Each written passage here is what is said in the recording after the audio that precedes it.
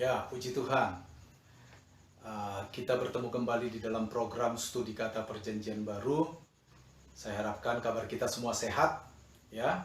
Tetap jaga protokol kesehatan. Kita sama-sama bertahan menghadapi COVID ini dan bisa survive sampai nanti COVID ini berlalu, ya. Tentunya dengan pertolongan Tuhan. Nah, saat ini kita akan membahas satu kata di dalam perjanjian baru yang terambil di dalam Wahyu pasal 13 ayat 18, yaitu kata 666. Ya, diharapkan studi kata perjanjian baru ini bisa menjadi berkat rohani buat kita semua. Ya, yang pertama-tama kita harus belajar memahami apa itu angka 666. Jadi kita boleh mengenal lebih dahulu. Nanti setelah kita mengetahui atau mengenal angka ini, baru kita akan memiliki kemampuan untuk mengidentifikasi sebenarnya angka ini merujuk apa, atau merujuk ke siapa, atau apa maknanya bagi kita pada saat ini, supaya kita tidak salah memahami dan mengaplikasikan adanya angka 666 dalam kehidupan kita saat ini, ya. Kalau kita membaca di Wahyu pasal 13 ayat 18, ya, ini bagian akhir dari satu perikop, ya, tentang binatang yang keluar dari dalam bumi, itu mulai 11 sampai 18 dikatakan begini. Yang penting di sini ialah hikmat. Barang siapa yang bijaksana, baiklah ia menghitung bilangan binatang itu, karena bilangan itu adalah bilangan seorang manusia. Dan bilangannya ialah 666. Dan ini adalah ayat yang kita sitir saat ini di dalam studi kata perjanjian baru kita. Pertama-tama kita akan melihat bahwa ada kaitan antara angka 666 dengan isu antikristus yang muncul di dalam sejarah kekristenan. Tentunya sekali lagi data-data ini tidak memuat semua data hubungan antara 666 dengan isu antikristus, tetapi paling tidak mewakili. Irenaeus, seorang bishop di Lugdunum, pada saat itu dia juga seorang teolog ternama yang hidup antara 130 sampai tahun 202 Masehi, diduga merupakan orang pertama yang merelasikan angka 666 dalam kitab Wahyu dengan antikristus. Ya, jadi pada abad-abad kedua sudah ada pemikiran terkait angka 66 ini yang direlasikan atau dihubungkan dengan keberadaan antikristus. Ya, nanti di sepanjang sejarah ada begitu banyak pemikiran-pemikiran yang juga menghubungkan antara 666 dengan antikristus. Tetapi di era modern ini, ya, bagi kalangan penafsir yang menganut metode tafsir futuristik terhadap kitab Wahyu, mereka menekankan penekanan atau pengertian harfiah di dalam mendekati kitab Wahyu. Mereka juga mengaitkan angka 666 ini dengan datangnya antikristus pada akhir zaman nanti, ya. Nanti di era modern juga kita bisa ketemu dengan isu barcode yang dihubungkan, ya, semacam angka 66 ini sudah mulai diproduksi melalui teknologi, ya. Kita pernah mengenal barcode di mana angka awal, di tengah dan akhirnya diduga berisi 666, dan jika dikumpulkan menghasilkan 3 angka 6, ya. Juga kita masih ingat tentang microchip dengan teknologi radio frekuensi identifications, ya, yang diimplan kepada semua bakal penggunanya. Banyak sekali orang menganggap bahwa microchip ini berisi angka 666 dan divonis berasal dari antikristus. Sebenarnya masih banyak lagi, tetapi mungkin ini cukup mewakili bagaimana angka 666 di kitab Wahyu pasal 13 ini, khususnya ayat 18, itu dihubungkan dengan adanya antikristus. Jadi bagaimana kita memahami angka 666 ini? Yang pertama, kita harus membaca teks Wahyu pasal 13 ayat 11 ya mulai ayat 11 sampai ayat 18, karena itu satu konteks dekat. Dengan penuh hati-hati, artinya pelan-pelan menghayati. Ya, kita perlu tahu bahwa kitab Wahyu ini merupakan atau bergenre kitab kiriman. Ya, selain genrenya tentu saja apokaliptik dan nubuatan, kitab Wahyu juga merupakan surat kiriman. Jadi, karena genre kitab Wahyu ini adalah surat kiriman, tidak salah jika kita membagi teks dalam paragraf ini atau pasal 13 ayat 11 sampai 18 ke dalam format paragraf seperti berikut. Ya. Jadi ini pembagian teksnya, bisa kita lihat di sini, ya. Jadi mulai dari ayat 11, binatang dari dalam bumi muncul, binatang itu memiliki kuasa seperti binatang yang muncul sebelumnya dari dalam laut, ya.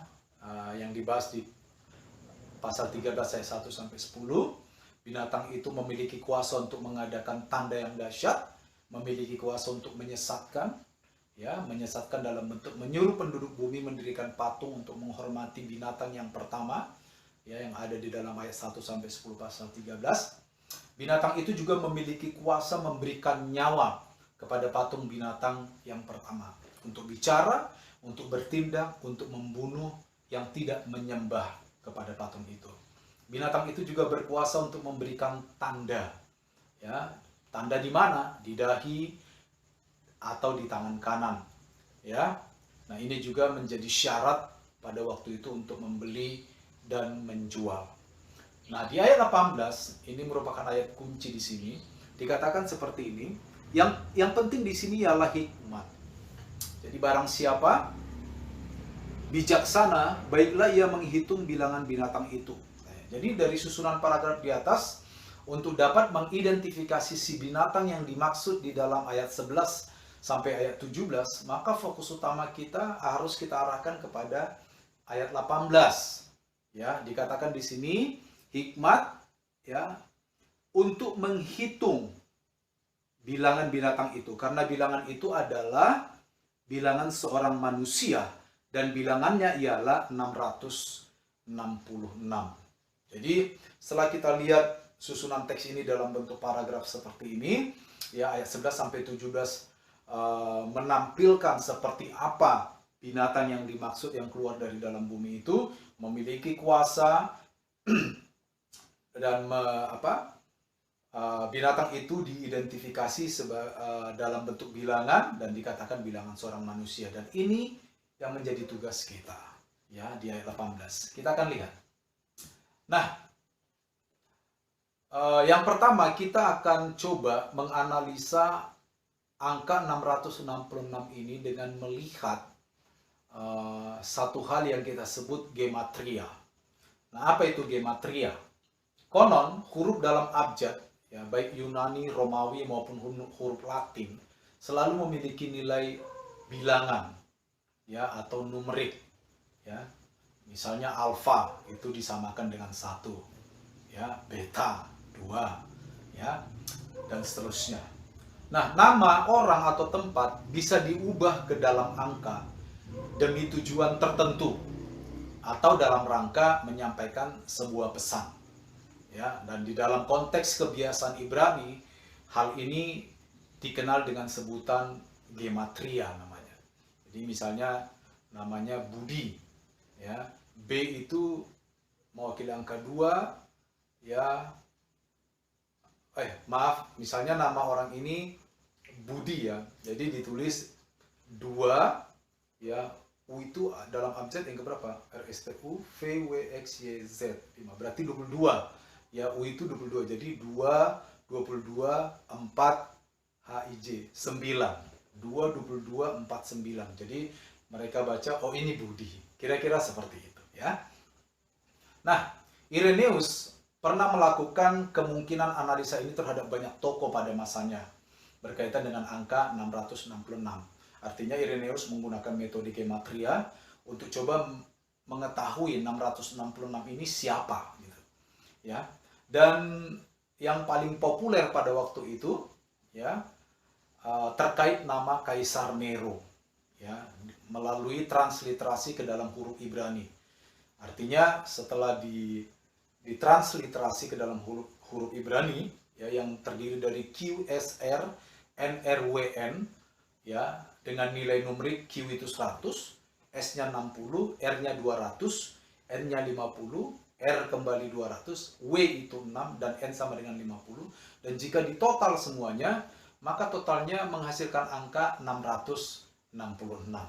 Jadi waktu itu Irenaeus melakukan ini banyak kepada tokoh-tokoh, tapi yang paling populer adalah terhadap Kaisar Nero. Jadi nama Kaisar Nero di dalam transliterasi huruf Ibrani, sekali lagi jika dijumlah ke dalam angka numerik menghasilkan angka 666. Nah, namun usaha ini tampaknya bermasalah ya. Beberapa tokoh berkata karena yang pertama, masih banyak nama lain yang bisa dihubungkan dengan cara yang sama seperti yang dilakukan oleh Irenaeus. Artinya tidak hanya Nero, banyak nama lain yang nantinya kalau disusun secara gematria itu menghasilkan angka 666 juga. Ya. Nah, sepertinya ganjil jika harus memahami nama Nero. Ya, nama Nero ini kan Yunani ya, Helenis. Ya, Helenis dengan memakai frame atau sandi Ibrani. Ya, artinya ganjil lah, masa nama Yunani, nama Helenis dianalisa berdasarkan metode Ibrani, gitu ya. Tetapi tidak menutup kemungkinan juga ya, mengingat kitab Wahyu merupakan komunikasi kepada gereja yang notabene berlatar belakang Ibrani, sehingga informasi yang disampaikan oleh penulis diharapkan hanya dapat dipahami oleh gereja pada masa itu ya, oleh gereja yang notabene berlatar belakang Ibrani. Jadi bisa saja tidak ada masalah ya. Mengapa menyasar Nero? Sebab kaisar ini dikenal paling kejam terhadap orang Kristen pada masa itu. Ya. Jadi ini usaha memahami angka 66 ini dari sudut pandang metode gematria. Nah, yang kedua ya, secara simbolis. Kita coba melihat angka 66 ini dalam kerangka pikir simbolis ya. Kitab Wahyu berisi begitu banyak simbol, dan semua simbol yang ada di dalamnya itu dipahami dengan sangat baik oleh pembaca mula-mula. Artinya simbol apapun yang muncul dalam kitab Wahyu ini, simbol apapun itu dipahami oleh pembaca. Tidak ada yang asing bagi mereka. Ya, di sini ada banyak simbol, ular naga, ya, apalagi domba yang bertanduk 10 berkepala 7 dan sebagainya ya. Domba atau apa ya, saya tidak begitu ingat ya, tetapi ingat saya bertanduk 10 berkepala 7 ya. Ada banyak simbol-simbol ya. Kuda yang sekarang juga banyak dibahas ya, kuda itu melambangkan apa, dan banyak sekali ya. Bintang timur itu, mereka semua pembaca-pembaca pada waktu itu sangat memahami makna dari simbol-simbol itu. Mungkin kita tidak begitu memahami atau bahkan buta sama sekali. Mengapa? Karena kita terpisah 2000 tahun dengan pembaca mula-mula kitab Wahyu. Jadi wajar saja kalau waktu kita membaca kitab Wahyu ada banyak simbol yang kita tidak pahami. Tetapi penting kita ketahui bahwa semua simbol yang muncul dalam kitab Wahyu ini itu dipahami oleh pembaca mula-mula. Ya, atau kalau kita mau harfiah itu 7 jemaat yang dibahas oleh Yohanes dalam pasal 2 dan 3. Ya. Salah satu simbol yang sering muncul di dalam kitab Wahyu ini tentu saja angka. Secara umum kita ketahui bahwa angka 7 dipahami sebagai angka sempurna. Ya. Bukan bagi kita, tetapi bagi masyarakat Ibrani pada waktu itu. Angka 7 dipahami sebagai angka sempurna.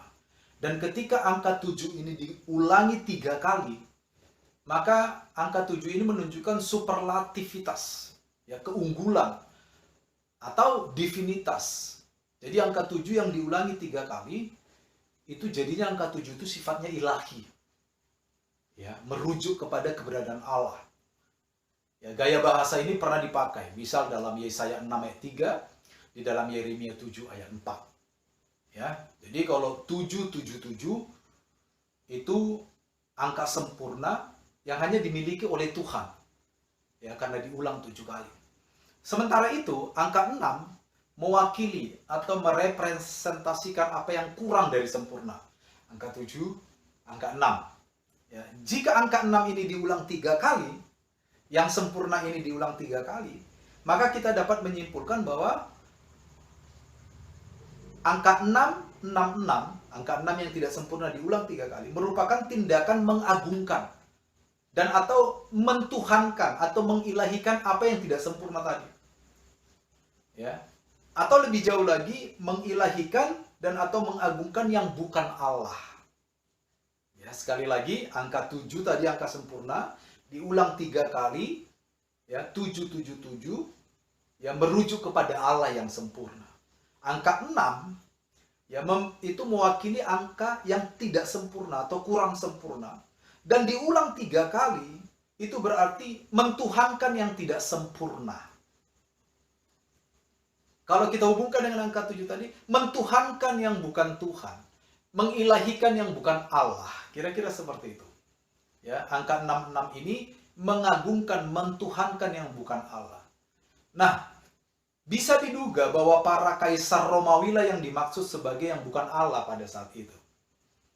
Ya, sedikit saja bahwa Kaisar Nero dan Caligula adalah 2 kaisar Romawi yang paling terkenal meminta menuntut penyembahan dari rakyatnya pada waktu itu supaya mereka dianggap sebagai Allah.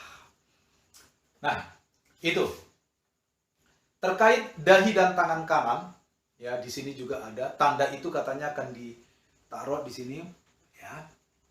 Dan ia menyebabkan sehingga semua orang kecil, besar, kaya, miskin, merdeka, hamba diberi tanda pada tangan kanannya atau pada dahinya. Dalam Alkitab terdapat banyak rujukan tentang penggunaan dahi dan tangan atau tangan kanan.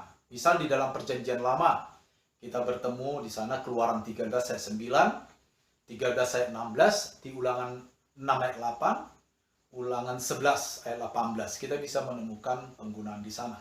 Di dalam Perjanjian Baru juga, di kitab Wahyu ada banyak.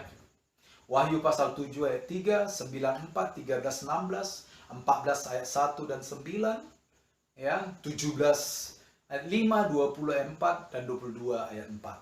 Ayat-ayat ini memperlihatkan dahi dan tangan kanan bukan dalam pengertian harfiah. Artinya ketika disebutkan dahi dan tangan kanan, itu tidak sedang merujuk kepada dahi beneran atau tangan kanan beneran. Bukan dalam pengertian harfiah, tetapi simbolis. Dalam teks Alkitab, tangan memiliki banyak makna sesuai dengan konteksnya. Sehubungan dengan pengertian bukan harfiah tadi, maka tangan bisa berarti ownership atau kepemilikan. Ya, Mazmur bahkan menghubungkan tangan dengan perbuatan orang. Dikatakan orang yang bersih tangannya. Nah, bisa dimaknai orang yang perbuatannya bersih. Secara konotatif, tangan juga dapat dipahami sebagai kuasa. Ya, di dalam Keluaran 14:30, tangan di sana bisa dipahami sebagai kuasa. Ya, seperti itu. Nah, dahi. Secara harfiah, kata dahi ya berasal dari satu bahasa Yunani yaitu metopon. Itu berarti di antara kedua mata. Artinya metopon ini artinya berada di antara kedua mata. Konon, dahi merupakan tempat memberi tanda kepada para budak, agar semua tahu siapa pemilik budak tersebut. Ya, kebiasaan ini berlaku secara umum dalam budaya Semit, Timur Tengah, ya, Ibrani dan sebagainya. Ya, jadi kalau ada budak dikasih tanda di dahinya, ya, tanda pemiliknya. Misalnya saya waktu itu hidup di sana, lalu saya punya tanda khusus. Nah, ketika saya membeli budak, karena waktu itu boleh membeli budak, lalu saya kasih tanda di dahinya. Nah, setiap kali budak saya dilihat orang, dia tahu bahwa itu budaknya siapa, milik siapa. Ya, itu tanda di dahi. Dalam kitab Wahyu, kita akan mendapati bahwa dahi itu dihubungkan baik kepada milik Allah maupun kepada bukan yang milik Allah. Ya, jadi di Wahyu 7 ayat 3 dikatakan di sini, janganlah merusak bumi atau laut atau pohon-pohon sebelum kami memeteraikan hamba Allah kami pada dahi mereka. Jadi di sini dahi dihubungkan dengan milik Allah. Jangan merusak bumi sebelum milik Allah dimeteraikan di dahinya. Ya, di Wahyu 13 ayat 16, ya, bagian dari ayat yang kita bahas ini, tentunya dahi di sana merupakan tanda untuk si binatang itu. Ya. Dahi juga dapat mewakili atau merepresentasikan pola pikir. Misalnya dalam Yeremia 3:3 Di sana dahi perempuan sundal itu bisa dipahami sebagai tidak tahu malu. Ya, jadi dahi perempuan sundal mewakili makna tidak tahu malu, seperti itu. Nah, sehingga ketika kita kembali lagi melihat angka 666 ini, 666 ya, 3 kali ya, bukan 4 ya. Kita bisa membuat beberapa kesimpulan. Yang pertama, pada abad pertama Masehi, angka 666 itu dapat merujuk kepada kekuasaan kerajaan Romawi yang sangat keras menekan kekristenan melalui tangan para kaisar. Ya, beberapa kaisar meminta untuk disembah, seperti tadi saya sebutkan, Caligula, Nero. Ya, dua kaisar yang begitu getol minta untuk disembah. Ya. Dan jika tidak dituruti atau kaisar-kaisar ini tidak disembah, maka kematian adalah hukuman yang pasti. Ya, kematian. Di sini dikatakan tidak dapat menjual, tidak dapat membeli mereka yang menolak tanda itu. Jelas. Ya, kita tidak dapat menjual dan membeli itu sama dengan mati, ya. Nah, pada sisi yang lain, mengikuti perintah kaisar untuk menyembah mereka itu sama saja dengan menyangkali Tuhan. Tuhan Allah yang merupakan satu-satunya yang pantas untuk disembah. Nah, itu sebabnya setiap orang yang menerima tanda binatang tersebut dikatakan di pasal 14 ayat 9 11 akan mendapatkan hukuman yang kekal, ayat 9 dan 11. Dan seorang malaikat lain, malaikat ketiga menyusul mereka. 14 betul. Dan berkata dengan suara nyaring, jika seorang menyembah binatang dan patungnya itu dan menerima tanda pada dahinya atau pada tangannya, maka ia akan minum dari anggur murka Allah yang disediakan tanpa campuran dalam cawan murkanya. Dan ia akan disiksa dengan api dan belerang di depan mata malaikat-malaikat kudus dan di depan mata anak domba. Kenapa demikian? Ya karena kalau mereka menerima tanda itu, ya menyembah kaisar, ya, tindakan menyembah kaisar sama dengan menyangkali Tuhan.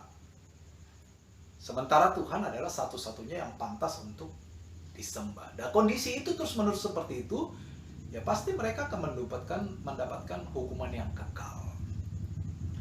Nah, pada abad pertama, hal ini seperti makan buah si malakama, ya.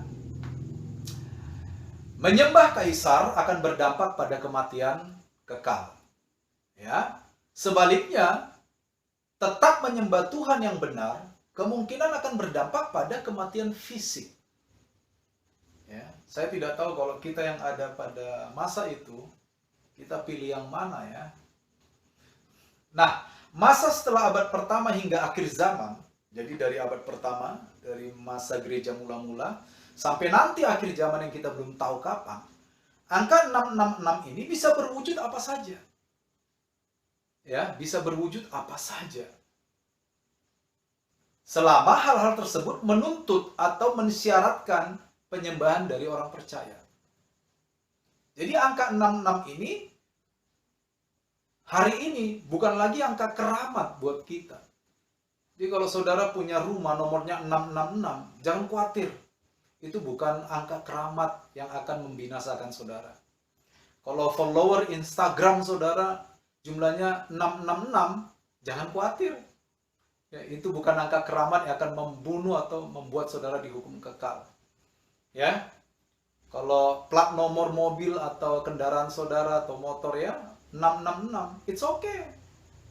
Ya, jangan khawatir. Angka 666 hari ini bukan angka keramat.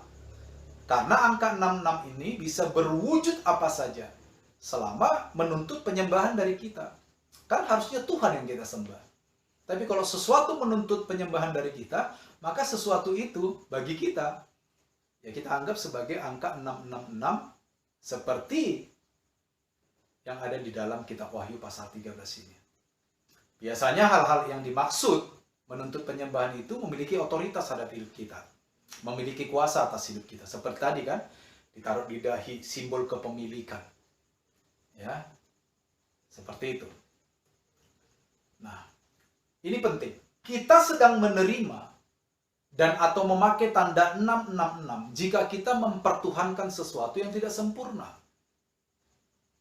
Sekali lagi, angka 666 masa ini Bukan sesuatu angka yang penting, signifikan, atau keramat buat kita. Tetapi, ingat, kita sama saja menerima dan memakai tanda 666 seperti di Wahyu 13 ini. Kalau kita mempertuhankan sesuatu yang tidak sempurna. Misalnya, kita mempertuhankan uang. Ya, uang itu menjadi tanda 666 bagi kita. Dia memiliki kita. Ingat tadi ditaruh di dahi. Simbol kepemilikan. Jadi kalau kita mentuhankan uang, ya uang itu yang menjadi angka 666 buat kita. Kalau kita mentuhankan jabatan, atau mungkin yang pacarnya, ya paling penting, ya penampilan, bisnis, bahkan pelayanan rohani. Kalau kita mentuhankan semua itu, maka semua itulah tanda 666 buat kita. Ya. Jadi jangan terlalu jauh dulu.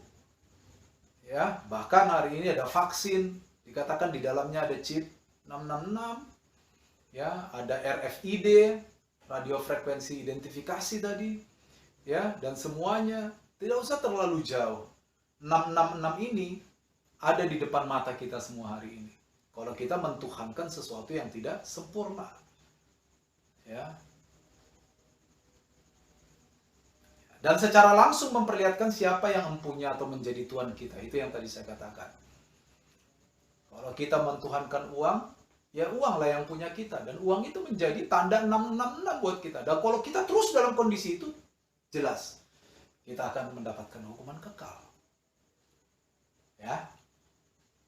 Nah, kalau kita memahami angka 666 seperti ini, masa kini, ya, maka kita tidak akan jatuh di dalam isu-isu yang tidak penting.